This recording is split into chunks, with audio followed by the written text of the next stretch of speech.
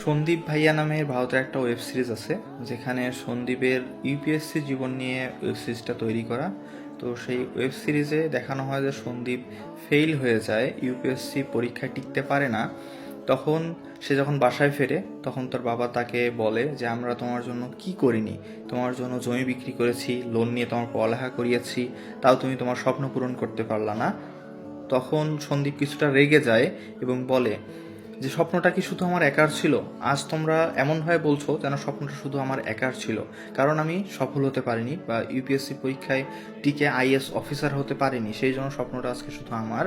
কিন্তু আজ যদি আমি সফল হতাম, তাহলে স্বপ্নটা তোমার হতো, স্বপ্নটা মায়ের হতো, স্বপ্নটা বোনের হতো, স্বপ্নটা আমার প্রেমিকার হতো, সবারই ছিল স্বপ্নটা। কিন্তু আমি আজ অসফল, সেই জন্য আজকে স্বপ্নটা শুধু আমার হয়ে গেছে। যদি সফল হতাম, তাহলে স্বপ্নটা তোমাদের সবার হয়ে যেত। এটা আমাদের রিয়েল লাইফের একটা শিক্ষা।